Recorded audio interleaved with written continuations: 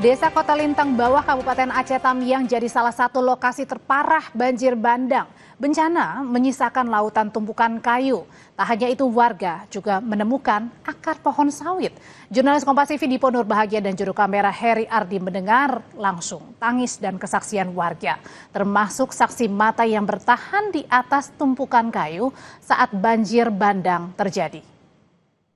Gambar yang Anda lihat adalah tumpukan kayu, saudara, yang ada di mungkin pesisir ataupun bantaran Sungai Tamiang yang terbawa oleh banjir bandang, dan tentu ini sedikit banyak atau mungkin bahkan banyak sekali menghancurkan rumah warga. Saya akan coba berbincang dengan salah satu warga yang masih bertahan tinggal di bantaran Sungai Tamiang. Ada apa-apa, nggak ada akses untuk kami ke sana aja bisa, tapi kami belum ada bantuan, kami nggak ada jaringan HP, internet nggak ada. Kami cari di mana ada internet, mana ada akses HP. Dapat 2 titik kami telepon keluarga untuk kirim apa bisa dimakan, karena kami sayang anak-anak. Kalau kami lapar nggak apa-apa, yang penting anak-anak kecil ini, karena kami dari pertama banjir, kalau dibilang kenapa kalian nggak ngungsi, karena kami dihantam air, nggak ada. Yang disyukuri adalah masih diberikan keselamatan. Kalau dibilang 100% Kota Lintang Bawah ini hangus semua, nggak ada tersisa. Itu mata pencarian orang ini di sini hilang. Tahu kayu ini datangnya dari mana? Kalau nggak salah kayu ini dari Sungai Lestan entah mana, pokoknya dia lanjut semua kemari Om. Kalau ke sana sebagian nggak banyak kan, tapi kalau di sini memang banyak sekali ya. Rata. Itu abang itu abang asli. Bisa Om tanya. Ini kayu Om, karena ya nggak apa-apa. Kita akan coba masuk lebih ke dalam ya, saudara, untuk melihat situasi rumah mertua saya. Bayi di estafet pakai ember. Ada 3 bayi kami estafet. Sampai situ itu dengan tem kayu semua, kami panik semua. Akhirnya kami beranikan diri, air makin naik, di sini kami. Tidur di sini di pinggir jalan. Abang tidur di sini? Iya, semua satu keluarga, ada 7 kepala keluarga di sini tidur. Saya ingin tunjukkan dulu ya, itu yang pertama, itu rumah abang ya, sudah hancur. Dan abang ketika banjir dan kayu-kayu ini datang, tidur di sini? Iya, di ampar-amparan ini Bang. Ini Bang, ampar-amparan ini. Ini rame nih. Bertahan hidup kami Bang, 3 hari 3 malam nggak makan. Abang tahu kayu ini datang dari mana? Dari pucuk gunung Om, dari Aceh Tenggara sana, Gayo Luas ya. Gayo Luas, longsoran berarti ya? Ya mungkin dia banjir bandang dari sana kemari. Karena apa mungkin tebangan? Enggak, ini memang dari hutan kemari. Oke, dari hutan ke sini ya. Tapi memang sebanyak ini ya? Nah, karena kayunya nggak gini aja Om, ada akar-akar pohon juga. Udah hanyut ke sana, udah ketimpa-timpa, nggak tahu kita. Akar pohon semua, pohon sawit. Pohon apa aja lah. Kita doakan yang terbaik ya Bang ya. Ya mudah-mudahan bantuan segera datang. Makasih Bang Wansa. Itu saudara perbincangan saya dengan saksi mata yang bertahan di atas tumpukan kayu di tengah banjir bandang yang terjadi di Aceh Tamiang. Sekali lagi kita berharap bahwa bantuan dari pemerintah, entah itu perbaikan jalan, pembersihan kayu-kayu, termasuk juga logistik, makan dan minum, dan juga air bersih, obat-obatan juga di dalamnya, untuk bisa segera datang ke sini dan membantu warga kita yang kesusahan. Saya Dipo Nurbahagia dan juga Heri Ardi melaporkan langsung dari Kota Lintang, Aceh Tamiang. Sebelumnya temuan tumpukan kayu juga ditemukan di Bandang Desa Garoga, Tapanuli Selatan, Sumatera Utara, yang merupakan desa paling terdampak. Gelondongan kayu-kayu ini merupakan kayu berumur cukup lama dan dipotong menggunakan gergaji.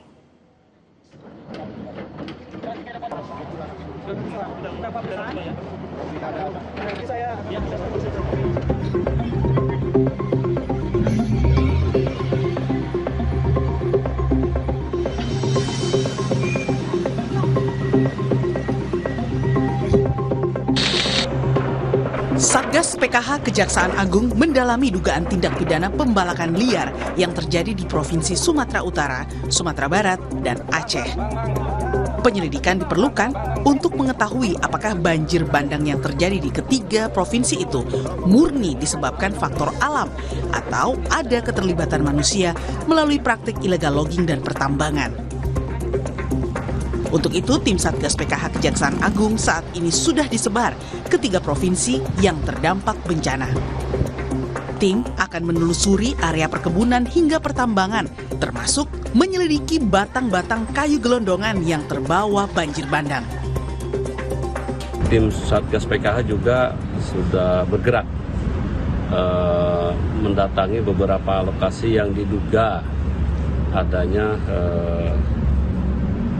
perbuatan-perbuatan yang merusak lingkungan hidup sehingga rusaknya ekosistem.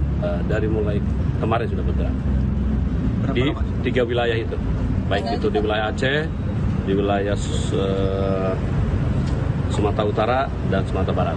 Ini khusus terkait dengan kawasan hutan ini yang rusak nih, gitu kan. Apa nanti di situnya ada tambang atau nanti sedang didalami. Apakah ini nantinya akibat seperti dari apa dari rusaknya kawasan hutan atau kayu tambang, nanti didalami oleh. Yang jelas tim PK sudah bergerak. Sementara itu, Wakapolri Komjen Dedi Prasetyo memastikan tim penyelidik sudah bergerak mengumpulkan bukti, menelusuri rantai distribusi kayu ilegal, dan mengidentifikasi aktor intelektual di balik praktik penebangan liar.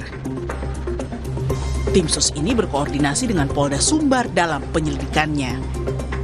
Banyaknya temuan gelondongan kayu saat banjir bandang di Sumatera Barat, Pak. Itu apakah akan diselidiki, Pak? Ya, yang Barreskrim sudah bentuk tim. Yang sudah bentuk tim, Barreskrim nanti tentunya akan berkolaborasi dengan Polda Sumatera Barat untuk melakukan pendalaman dan penyelidikan terkait kasus itu. Oke, terima kasih, Pak. Kalau terkait nanti akan kita lakukan penyelidikan, apakah betul bahwa barang-barang atau kayu yang terbawa oleh air tadi betul hasil pembelakan seperti itu, akan kita lakukan penyelidikan lebih lanjut. Sepekan lebih pasca bencana, tumpukan kayu gelondongan masih memenuhi kawasan terdampak di sejumlah kabupaten kota di Provinsi Sumatera Barat. Di Kota Padang bahkan, tumpukan kayu gelondongan hanyut hingga ke laut dan memenuhi bibir pantai Parkit di Kelurahan Air Tawar Barat, Kecamatan Padang Utara, Kota Padang. Tim Liputan Kompas TV.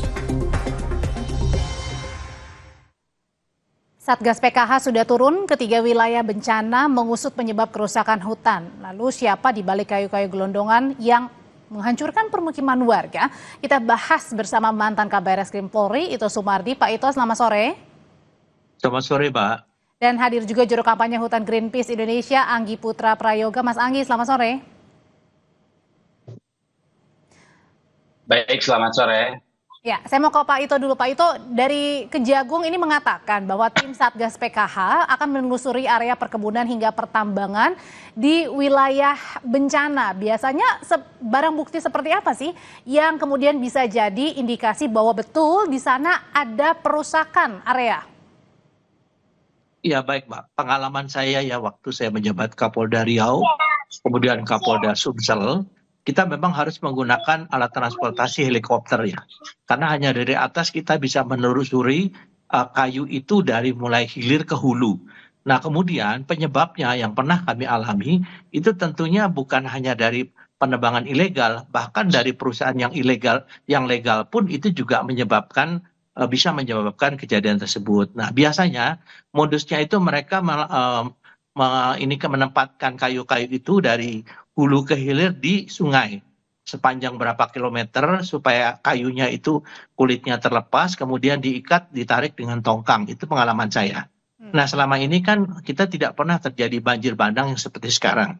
Tentunya kalau kayu-kayu ini cakupan hutan yang dibuka itu sangat luas, maka tentunya itu tidak mampu untuk menahan air. Dan air inilah yang kemudian membawa longsoran ya masuk ke dalam sungai sehingga akhirnya sungai itu akan meluap ya. Dan tentunya yang kita lakukan di sini harus dilakukan penelusuran. Tidak mudah ya, Mbak, karena dulu juga pengalaman saya penelusuri sampai ke hulunya itu kita harus menggunakan alat transportasi udara, kemudian lakukan pengamanan, dicek kemudian apakah izin-izinnya itu legal atau ilegal. Bahkan yang legal pun juga itu juga sebagai penyebab ya, kayu-kayu itu yang bisa akhirnya menyebabkan terjadinya banjir ya, karena mereka menempatkannya di sungai-sungai ya. Dalam kayu-kayu ini sebenarnya digunakan untuk apa sih? Ya dijual lah, Pak, dijual ya. Jadi kesulitannya ya itu pasti karena harga kayu memang tinggi ya. Kalau mereka juga di sini kan memanfaatkan masyarakat tempatan ya, masyarakat setempat yang kondisi sosial ekonominya itu sangat memprihatinkan. Jadi memang serba sulit kalau menegakkan ini. Tentunya yang harus kita sasar adalah para pemodalnya. baik yang itu legal maupun yang ilegal. Nah, di sini harus dilakukan kembali masalah melakukan penelitian kembali izin-izin ini apakah memang harus diteruskan atau tidak, apakah memenuhi persyaratan atau tidak, karena biasanya mereka itu memperluas sendiri ya untuk area yang diizinkan. Nah, ini tentunya menjadi bahan bagi para penegak hukum, terutama baik kepolisian, mungkin juga dengan kejaksaan dan instansi kehutanan untuk bisa melihat apakah izin ini memang yang diberikan sesuai dengan ketentuan atau tidak. Karena izin dikeluarkan harus ada perizinan dari Kementerian Lingkungan Hidup ya, maupun dari Kementerian Kehutanan. Oke, harus ada 2 izinnya ya kalau dari Kementerian Lingkungan Hidup dan juga Kehutanan ya Pak Ito. Apalagi mungkin juga semakin susah atau diperparah dengan tidak ada perusahaan yang memang ada di situ gitu ya? Iya betul, jadi itulah kan yang diambil kayunya Mbak ya, nanti di ujung itu mereka dibawa ke sawmill. Sawmill itu biasanya terletak di sekitar sungai ya, di sekitar sungai. Jadi kita pernah melakukan patroli bersama Pak Gubernur ya, Pangdam. Ya, kita temukan sawmill itu ada di sekitar sungai karena tidak mungkin sawmill itu ada di atas ya. Itu yang menyebabkan karena kan kayu-kayu ini terletak di ketinggian. Kemudian mereka diluncurkan dengan seperti rel masuk ke dalam sungai, didiamkan sampai dengan kulitnya terlepas, diikat, kemudian ditarik dengan tongkang masuk ke tempat sawmill. Nah, disinilah pusatnya kita harus melihat penyelidikannya harus dari hilir sawmill-nya. Kemudian dari hulunya adalah di mana tebangan kayu tersebut. Ini juga saya tentunya dulu pernah melibatkan juga dari jaringan-jaringan teman-teman dari yang lingkungan hidup ya, Jika Lahari dan sebagainya. Ini juga penting untuk melakukan pengawasan dan bagaimana kita bisa mengetahui penyebab daripada penebangan ilegal tersebut. Dari pandangan Greenpeace sendiri, Mas Anggi, kalau tadi Pak Ito bilang ada mulai dari hulu ke hilir, ada mulai dari kayu yang ditebang, kemudian dipisahkan, kemudian dibawa sampai diperuntukkan baik itu untuk perusahaan legal maupun ilegal. Pertanyaannya, hanya perusahaan itu sendiri yang melakukan atau ada banyak orang nih di belakangnya, ada backing mungkin? Ya, jadi ini sangat erat kaitannya ya, karena pemanfaatan kayu ini masif. Jadi saya pikir juga di sini harus ditelusur lagi asal-usul izin yang dikeluarkan oleh Kementerian Kehutanan. Jadi ini bukan, saya sepakat bahwa ini bukan bicara soal legal dan ilegal, tetapi tepat atau tidak tepat ketika pemanfaatan hutan itu diberikan untuk mengeksploitasi hutan-hutan yang tersisa di Sumatera Utara. Nah, ada banyak hal sebetulnya yang harus dilakukan untuk mengetahui kayu-kayu ini berasal dari mana. Yang pertama memang harus dilakukan audit dan investigasi apa saja yang dikeluarkan oleh Kementerian Kehutanan. Hal ini dalam kaitannya izin kepada siapa di lokasi-lokasi yang memang berada di tengarai begitu ya, di areal-areal hulu das, termasuk juga konsesi-konsesi yang memang sudah diberikan kepada perusahaan-perusahaan, baik itu secara legal ataupun tidak. Jadi saya pikir yang pertama harus dilakukan adalah lakukan investigasi dan audit kepada Kementerian Kehutanan untuk mengetahui semua jenis kayu dan misteri kayu ini berasal dari mana. Pertanyaan berikutnya adalah kalau misalnya tadi kan pasti kejadian seperti ini bukan 1 tahun 2 tahun belakangan ya Pak Ito dan juga Mas Anggi begitu, pasti ada sebelum-sebelumnya. Nah pertanyaannya, apakah benar jangan-jangan ada orang besar, jangan-jangan ada backing? Lalu siapa kemudian yang harus bertanggung jawab nih dari awal sampai sekarang akhirnya pada saat banjir bandang dan longsor ini kayu-kayu semuanya terbawa? Usai jeda nanti Bapak-Bapak akan menjawab, tetap bersama kami di Kompas Petang.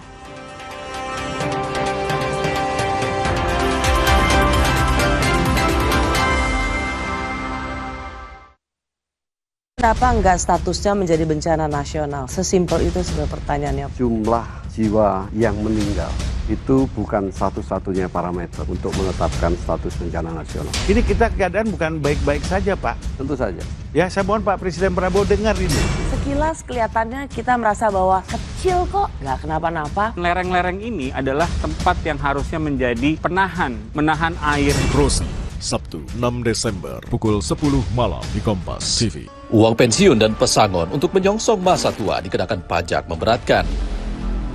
Dana pensiun maupun uang pesangon terpotong pajak hingga 25%.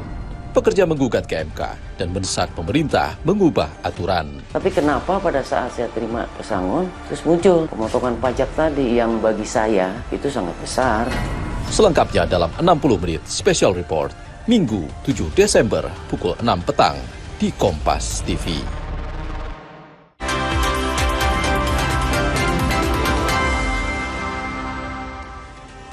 Oke, pertanyaan sebelumnya yang perlu dijawab juga oleh Pak Ito dan juga Mas Anggi adalah gimana caranya ini menentukan dan tahu siapa orang besar di balik peristiwa kayu gelondongan yang kemudian terbawa pada saat banjir bandang dan juga longsor, Pak Ito. Kan nggak mungkin hanya 1-2 tahun belakangan terjadi, pasti sudah lama terjadinya. Gimana caranya bisa tracking ke belakang ini? Ya, saya kira mungkin pada saat saya tahun 2005 Kapolda Riau, Mbak, itu sudah terjadi, cuma tidak sampai terjadi banjir bandang. Karena kerusakan hutannya masih kecil dan kita harus pertama memetakan dulu daerah kerusakan hutan yang kemudian mengalir kepada pusat terjadinya banjir bandang. Nah, dari sana kemudian kita bersama-sama dengan kementerian terkait menginventarisir, tadi sampaikan Mas Anggi, siapa perusahaan di daerah situ yang mendapatkan izin. Setelah itu kita lihat, kan bisa lihat dari area yang diberikan izin dengan yang tidak diberikan izin ya. Nah, di sana kita bisa menentukan mana perusahaan yang legal, mana perusahaan yang ilegal ya, atau penembangan yang ilegal. Nah, di sini nanti baru dari sini diturunkanlah tim ya. Biasanya kita menurunkannya dengan pesawat helikopter dan lain sebagainya karena tidak mungkin lewat jalur darat, Mbak. Jalur darat itu sangat sulit menembus hutan ya. Dan mereka ini kayu-kayu ini pasti akan ditempatkan di sungai ya, aliran sungai. Karena dengan cara itulah mereka akan membawa kayu-kayu ini ke tempat comil. Nah, sekarang untuk membuktikan apakah kayu ini berasal dari tebangan atau merupakan kayu alam, ini tentunya kita lihat saja dari hasil chainsaw-nya ya, pemotongan kayu-kayu ini yang biasanya yang berasal dari perusahaan itu adalah ada bekas dipotong, tapi kalau yang dari alam kan tidak ada bekas-bekas dipotong. Ini saya kira mungkin tim yang di hilir ini harus bisa menginventarisir dan biasanya kayu-kayu dari perusahaan yang legal ini diberikan nomor, Mbak, diberikan nomor. Itu kalau Ini ada temuan nomor, ada juga tadi bekas temuan gergaji juga di kayu-kayu gelondongannya. Pertanyaannya kalau begitu seharusnya tidak sulit untuk mengetahui dan meminta pertanggungjawaban perusahaan-perusahaan legal maupun ilegal itu, Pak Ito? Iya, sangat tidak sulit, Mbak. Menurut saya ya, di situ mau tidak mau perusahaan itu kan harus memberikan kompensasi ya terjadinya banjir itu kepada masyarakat dan sebagainya ya. Saya kira kan perusahaan-perusahaan itu kan harus segera diinventarisir sekarang siapa. Jadi meskipun perusahaan itu legal karena dia membuka untuk biasanya sawit, kan itu menyebabkan serapan air menjadi kecil ya, kemudian menyebabkan air itu akan turun, kemudian bisa membawa tanah ya, atau dalam bentuk longsoran itu ya. Nah, ini yang harus mereka bertanggung jawab. Kan kerusakan lingkungan itu juga tentunya nanti dari hasil penyidikan ya, baik dari pihak kepolisian maupun instansi lain, kehutanan dan lain sebagainya, itu mereka juga harus bisa membawa ahli-ahli lingkungan hidup yang bisa menentukan apakah perusahaan ini sebagai salah satu penyebab dari terjadinya banjir bandang. Otomatis harus dikenakan tindakan atau kompensasi apa yang diberikan kepada masyarakat ataupun pemerintah ya. Dan kalau tadi Pak Ito bilang pada saat Pak Ito masih menjabat sebagai Kapolda Riau ini tidak semasif sekarang ya, tapi kemudian semakin besar lagi. Nah, pertanyaannya kalau gitu apakah bisa sebuah perusahaan legal maupun ilegal ini bisa menebang kayu-kayu tanpa adanya perlindungan dalam tanda kutip? Ya, itu kan ada persyaratannya, Mbak. Nanti kita lihat apakah yang diizinkan oleh kementerian ini juga adalah sesuai dengan perhitungan daripada ekologi ya, atau daripada dampak terhadap lingkungannya. Karena kita juga tidak hanya melihat daripada pemerintah daerah yang memberikan izin, tapi kementerian ini pun akan kita lihat ya, apakah kementerian ini juga hanya sekedar memberikan izin tanpa memperhitungkan persyaratan-persyaratan kemungkinan terjadinya bencana alam ataupun terjadinya seperti sekarang banjir bandang dan longsoran atau tidak. Nah, ini tentunya nanti harus secara Satgas ini harus secara bersama-sama ya, kolaboratif dengan kementerian-kementerian lain sehingga bisa diusut dari mulai perizinan, kemudian pelaksanaan perizinan itu yang biasanya pengalaman saya diberikan izin misalnya membuka lahan 100 hektar. Kemudian mereka membuka lahan sampai 300 hektar. Kita tahulah pengusaha besar yang akhir-akhir ini terkena permasalahan itu dengan kebun sawit dan lain sebagainya. Nah, ini dampaknya adalah sekarang ini, Mbak ya.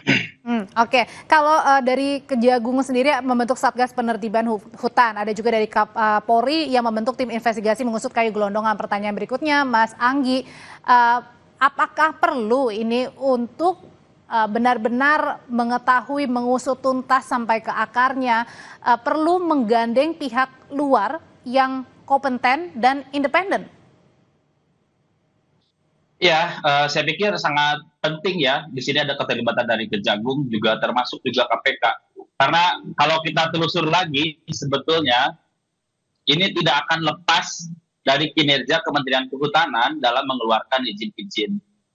Ada banyak sekali skema-skema yang dikeluarkan oleh Kementerian Kehutanan dalam konteks mengeksploitasi hutan. Bisa dalam bentuk pemanfaatan hutan, bisa dalam bentuk penggunaan kawasan hutan, bisa dalam bentuk juga pelepasan kawasan hutan. Saya pikir juga ini bisa jadi ini ada kaitannya dengan upaya-upaya Kementerian Kehutanan melepaskan kawasan hutan untuk kelompok-kelompok tertentu untuk perkebunan kelapa sawit, ya, di mana itu aktivitas yang dilakukan adalah mengeksploitasi hutan, kemudian mengubah tutupan hutan yang tadinya hutan menjadi bukan hutan. Bisa dilakukan dengan cara land clearing ataupun kemudian kemudian dibangun perkebunan kelapa sawit. Jadi sangat penting untuk membentuk atau menggandeng lembaga independen, ya, untuk menelusuri sebetulnya dari mana asal usul atau misteri kayu ini berasal. Nah, tapi secara hukum sebetulnya ada mandatori yang dikeluarkan begitu ya, kebijakan-kebijakan yang berlaku saat ini, yaitu dengan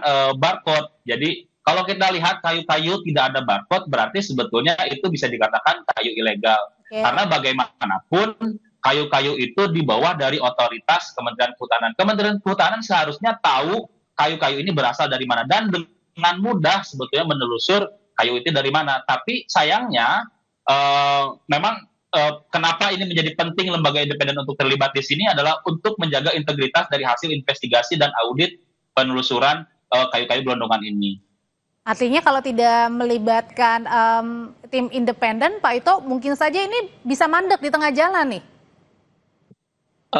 Pengalaman saya, Pak, ini kan sudah mendapatkan perhatian dari DPR ya. Kita ingat Ibu Titik Prabowo kan menyampaikan ini betul-betul harus dilakukan secara all out. Jadi betul dikatakan Mas Angga tadi ya, bahwa kita juga harus mengevaluasi kembali meskipun ada izin yang dikeluarkan kepada perusahaan misalnya kelapa sawit ataupun pertambangan yang legal, tapi kalau ini hasil analisa dampak lingkungan penyebab daripada banjir bandang saat ini, tentunya harus dievaluasi kembali. Apakah itu harus dicabut, harus dikembalikan fungsinya menjadi fungsi hutan melalui program reboisasi dan sebagainya ya. Saya kira kalau pelibatan tim independen itu juga bagus untuk mengontrol. Nah di sini tim independen saya kira kan DPR juga memiliki satu kewenangan ya untuk melakukan satu pengawasan. Jadi saya kira tidak perlu melibatkan tim independen dari luar ya, ataupun dari, saya kira mereka kejaksaan, kepolisian, kejaksaan, KPK, kehutanan, mereka profesional. Yang penting ada pengawasan, ada pertanggungjawaban, akuntabilitas apa yang dilakukan oleh mereka kepada pemerintah sehingga kejadian ini tidak terjadi lagi ke depannya. Oke. Demikian, Mbak. Sudah kami tangkap pesannya. Terima kasih Pak Ito. Mas Anggi, terima kasih. Selamat sore. Selamat sore, Mbak. Tetap bersama kami, Saudara. Presiden Prabowo Subianto menyoroti pemanfaatan kelapa sawit untuk bahan bakar minyak di puncak hari ulang tahun Partai Golkar ke-6 di Jakarta.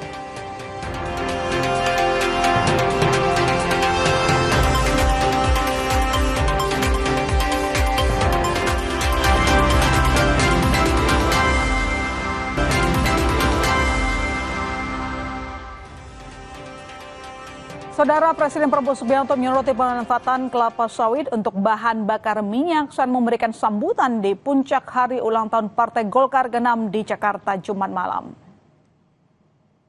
Merdeka! Merdeka!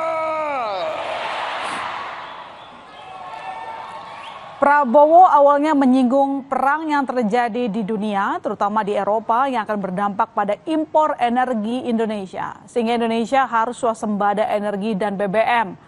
Prabowo pun menyebut kelapa sawit sebagai solusi. Prabowo kemudian menyinggung kondisi yang terjadi di Sumatera pasca banjir dan tanah longsor, di mana akibat akses yang terputus, pengiriman BBM harus melalui jalur udara dan laut. Kita harus swasembada energi, BBM. Saudara-saudara, perang lanjut di Eropa. Bisa-bisa kita tidak bisa import BBM dari manapun. Kita mau import pun nanti tidak bisa. Tapi kita diberi karunia oleh Yang Maha Kuasa.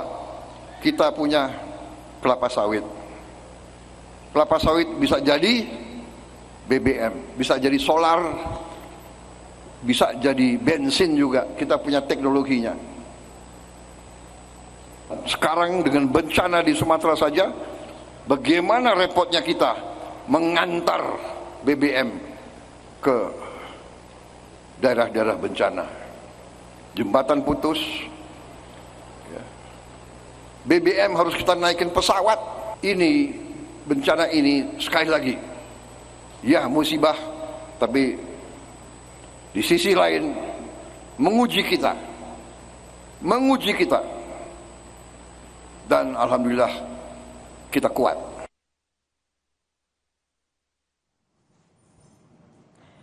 Menteri Lingkungan Hidup menyebut tumpukan kayu gelondongan yang terbawa banjir bandang di Desa Garoga, Tapanuli Selatan, Sumatera Utara merupakan kayu berumur cukup lama dan dipotong menggunakan gergaji. Dalam kunjungannya ke desa terdampak di Tapanuli Selatan, Menteri Lingkungan Hidup Hanif Faisal menyebut ada campur tangan manusia pada tumpukan kayu gelondongan yang kini berada di Desa Garoga, Tapanuli Selatan.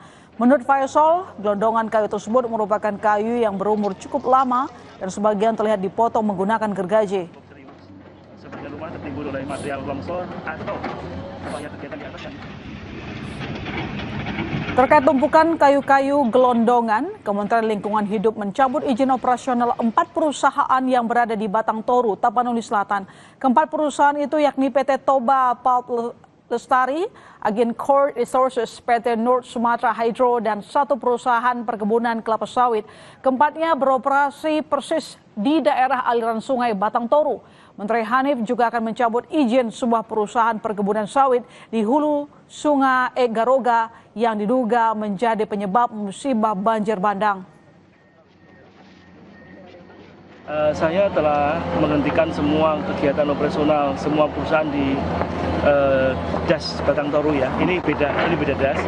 Jadi das ini tidak disebabkan oleh upaya yang ada di Batang Toru. Ada berapa perusahaan? Ya, di sini kita belum lihat perusahaan. Kalau yang di Batang Toru ada 4 perusahaan yang kita hentikan kegiatan, tetapi tidak berhubungan dengan das Garuga karena alirannya beda. Jadi das Batang Toru ke arah sini, Garuga jadi tidak nyambung. Saya sedang melakukan langkah-langkah penanganan lebih lanjut. Jadi kita evaluasi total semua perizinan karena memang curah hujannya ini di luar proyeksi waktu penyusunan dokumen AMDAL beberapa puluh tahun yang lalu, sehingga kita perlu sosialisasi, sesuaikan kembali kaidah ini. Namun sekali lagi terkait dengan bencana ini ya memang harus ada yang tanggung jawab. Ya. Saya akan ke sana, habis ini saya akan terbang ke sana. Saya pastikan saya akan segera tutup perusahaan itu untuk dilakukan audit lingkungan dan investigasi. Jika izin operasional perusahaan sudah dicabut, lalu apa langkah selanjutnya untuk membawa para pelaku perusakan hutan di Sumatera bisa dipidana? Kita bahas bersama Ketua Umum YLBHI Muhammad Isnur dan anggota Komisi 4 DPR fraksi Golkar Firman Subagio. Selamat petang Mas Isnur, selamat siang. Selamat petang Pak Firman. Selamat petang Mbak Ya, Pak Ilona, Pak Firman. Ya, kita masih bahas soal bencana. Saya kalau begitu ke Mas Isnur dulu. Mas Isnur, kalau izin operasionalnya sudah dicabut dari LHK, apalagi yang harus dilakukan supaya tidak berhenti di administratif saja, tapi orang-orangnya juga bisa dipidana? Ya, ada pidana penjara Mbak Ilona, bukan hanya bagi individu, tapi kalau korporasi itu lebih berat pertanggungjawabannya. Di pasal 109 Undang-Undang P3H itu direksi bisa bertanggung jawab atas mewakili korporasi. Dan bahkan lebih berat kalau di kasusnya misalnya dia ilegal ya, itu bahkan bisa jadi 8-20 tahun. Jadi ada individunya yang memang langsung melakukan, juga ada pidana korporasi. Tapi juga ada bisa dikenakan misalnya perdata Mbak. Jadi misalnya si KLHK itu bisa mewakili pemerintah menggugat atas kerusakan lingkungan. Dan punya juga hak gugat untuk kewajiban ya si korporasi memulihkan ekosistem, rehabilitasi. Jadi ada berbagai pendekatan yang bisa digunakan selain administrasi, pencabutan izin, tapi juga lagi-lagi tambahannya pembekuan kegiatan. Yang kedua perdata tadi, ganti rugi ya, kerusakan lingkungan, kewajiban pemulihan ekosistem, yang ketiga pidana. Tapi juga nggak kalah penting yang harus digali sebenarnya bukan hanya korporasi tapi juga pejabatnya, Mbak. Nah. Ada pejabat-pejabat yang diindikasikan misalnya dia menerbitkan izin dalam konteks misalnya ada suap, misalnya ada korupsi di sana, ada kemudian sewenang-wenangan, jadi bisa dipakai berbagai cara juga. ASN-nya atau pejabatnya bisa dikenakan sanksi baik pidana misalnya korupsi maupun administrasi, baik itu misalnya demosi atau pemberhentian dan lain-lain. Jadi harusnya penegakan hukum dilakukan secara komprehensif gitu. Itu menurut kami, Mbak. Ya, untuk membawa ini masuk ke jalur pidana, Mas, kita pertegas saja. Tadi kan Anda menyatakan bahwa yang bisa diseret ke pidana tidak hanya individu, korporasi, tapi juga pengambil kebijakan, yaitu yang memberi izin operasional lahan begitu. Bagaimana supaya tidak hanya administratif? Ini kan kita lihat sudah dicabut izinnya, tapi maunya kita jangan cuma cabut izin, tapi harus ditindak supaya tidak memakan lebih banyak korban jiwa. Ya, pertama tentu Pak Firman ini sebagai wakil rakyat ya, tentu punya kewenangan untuk mengawasi dan memastikan bahwa aparat penegak hukum, seluruh kementerian terkait itu melaksanakan kewajibannya dan menggunakan kewenangannya secara maksimal. Ya. Jangan ragu-ragu, karena kami seringkali, Mbak, di pengalaman kasus misalnya pembakaran hutan ya, beberapa kali di Sumatera dulu, itu hampir dari puluhan yang dilakukan penyelidikan dan penyidikan, tapi kemudian di SP3. Jadi masyarakat sipil juga punya datanya, banyak sekali upaya-upaya setelah bencana itu tidak ditindaklanjuti dengan penegakan hukum yang tegas gitu. Tapi yang terpenting sekarang juga nggak kalah penting, Mbak, sekarang sebenarnya pemulihan korban, Mbak. Ya. Itu yang juga seringkali luput ya, karena laporan dari LBH Banda Aceh, LBH Sumatera, LBH Padang, sangat banyak masih korban yang belum mendapatkan bantuan. Dan suasananya mencekam di sana sini gitu. Jadi dua ini harus beriring, narasi dan juga instruksinya gitu. Jadi kepemimpinan presiden itu harus tegas ya. Kalau misalnya BNPB kepalanya dianggap tidak mampu menangani, ya ganti kepala BNPB-nya dengan yang cakap menangani misalnya. Nah, saya mengharapkan peran fungsi DPR sebagai pengawas yang langsung ketemu dan dialog dengan eksekutif ya, dengan pemerintah bisa tegas. Ya, demikian Mbak Ilona. Ya, Pak Firman, bagaimana tanggung jawab dari legislatif untuk terus memantau pencabutan izin, jangan cuma administratif tapi juga sampai pidana. Semua harus kena, Pak. Siapa yang melakukan, tidak hanya individu perusahaan tapi juga pemberi izin, yaitu pemangku kebijakan. Iya, terima kasih Mbak. Jadi kembali yang disampaikan Bung Isnur tadi sudah jelas bahwa di dalam Undang-Undang Nomor 18 Tahun 2013 itu ada ketentuan-ketentuan yang mengatur terhadap ketentuan-ketentuan sanksi, baik administratif maupun pidana. Oleh karena itu nanti kita serahkan mekanisme kepada aparat penegak hukum dan tentunya akan diawali dari kementerian daripada kehutanan itu sendiri. Nah, oleh karena itu nanti dari DPR mempunyai kewenangan-kewenangan yaitu pengawasan. Oleh karena itu kemarin kami sudah mengusulkan bahwa dengan ada peristiwa ini karena di sana mayoritas itu yang terkait adalah penambang semua sehingga nanti kami akan bentuk tim panja. Tim panja itulah yang bisa ikut mengawasi dan sekaligus bisa mengundang semua para pihak untuk dimintai keterangan dan penjelasan. Nah, oleh karena itu nanti di dalam proses perizinan, di dalam Undang-Undang Pasal 1 kan ada mekanisme hak dan kewajiban. Nah, dari situ nanti panja bisa menyisir apakah ini ada penyimpangan-penyimpangan dari cara-cara pemberian izin, atau ada pembiaran, atau ada yang namanya unsur-unsur lain. Oleh karena itu nanti di dalam ketentuan ini yang harus kita jadikan pijakan, ini udah clear kok di Undang-Undang Pasal 1. Nah, di situ nanti akan ada sanksi. Sanksi itu administrasi sampai pidana. Oleh karena itu pidana ini bisa juga dijatuhkan kepada orang per orang maupun siapa yang membantu, bahkan membawa peralatan-peralatan yang tanpa ada izin sah itu pun ada sanksi pidananya. Jadi oleh karena itu yang paling penting sekarang ini adalah transparansi daripada proses hukumnya. Oleh karena itu di dalam Undang-Undang Nomor 18 2013 ini kami sangat mengharapkan partisipasi masyarakat seperti Bung Isnur ini nanti ikut bersama-sama DR memantau dan mengawasi supaya proses hukumnya itu jangan sampai terjadi hengki-pengki akhirnya 86 begitu. Iya, yang kita khawatirkan juga tadi disampaikan oleh Mas Isnur ya, seringkali kasus-kasus seperti ini berakhir SP3. Benar demikian Mas, kasih contohnya, beri jawab sama Pak Firman. Iya. Iya, itu oleh karena itu kan terjadi hengki-pengki namanya kan. Dari hengki-pengki akhirnya 86, akhirnya prosesnya ditutup. Ini yang kita nggak mau. Kita udah sering kecolongan di situ.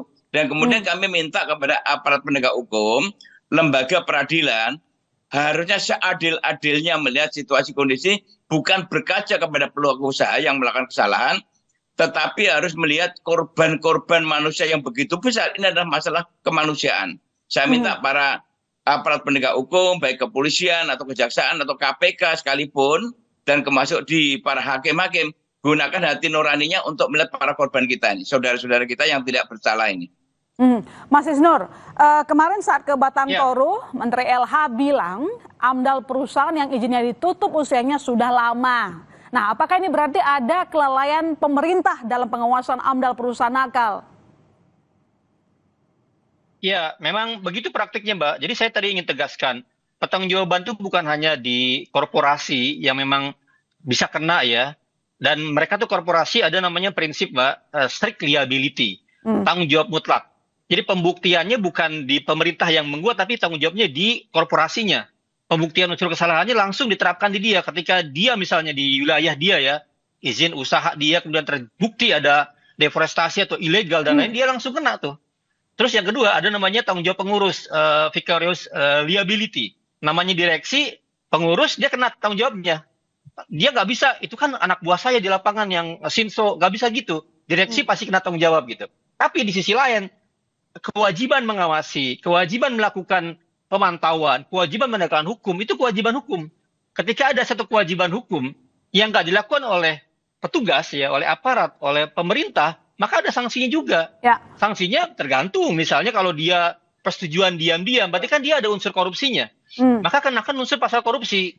Dan dalam konteks namanya sumber daya alam, Mbak, jadi KPK itu pernah membentuk namanya GNPSDA 2015, Gerakan Nasional Penjagaan Sumber Daya Alam. Jadi memang korupsi yang terbesar, Mbak, di Indonesia ini adalah korupsi sumber daya alam. Karena kerakusannya, kalau bahasa presiden ya serakah nomiknya itu di situ terjadi. Jadi penting sebenarnya semua lini itu ngepung. Ya, karena lawannya bukan main-main, lawannya benar-benar yang bisa mengendalikan banyak hal, bisa membuat petugas pemerintah itu diam bertahun-tahun gitu. Itu, Mbak. Jadi Anda melihat ini kelalaian, pembiaran atau apa? Karena sebenarnya kalau menjaga hutan itu banyak di sana ya, ada pemerintah, ada polisi hutan. Saya juga tidak tahu kemana itu sampai sekarang terjadi bencana, kita nggak tahu penjagaannya selama ini gimana. Ya, itu ada level, Mbak. Level namanya level of infliction. Ada yang dia memerintahkan bahkan. Izinnya dia berikan, dia aktif gitu.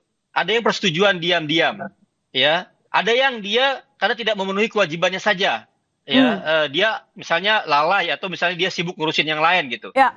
Itu level-levelnya ada dilakukan ya. Tapi pertanggungjawaban sepenuhnya juga dari petugas-petugas pemerintah ini, kepala-kepala dinas ya.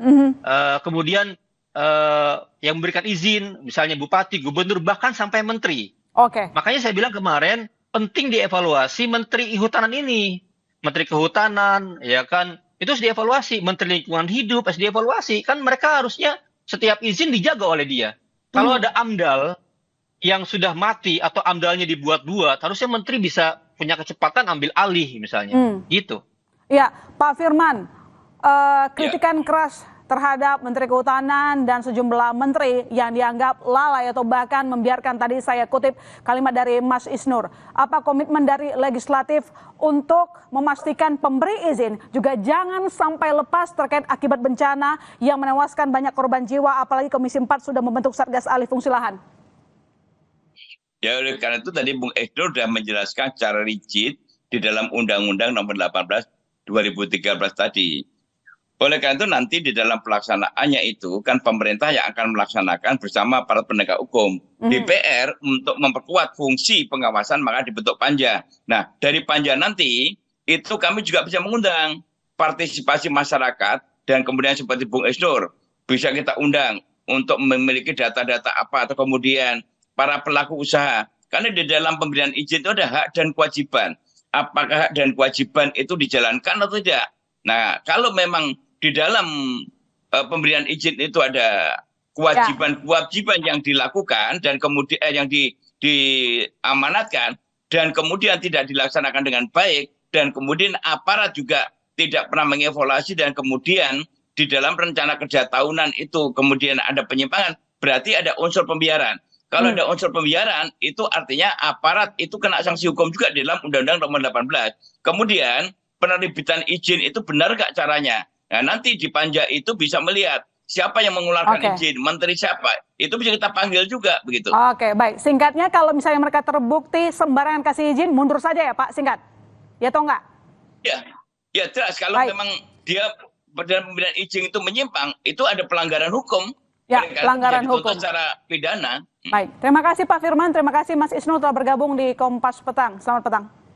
Terima kasih, selamat petang. Saudara, tim SAR berkejaran dengan waktu untuk bisa menemukan warga yang menjadi korban banjir bandang di Agam, Sumatera Barat. Kami segera kembali.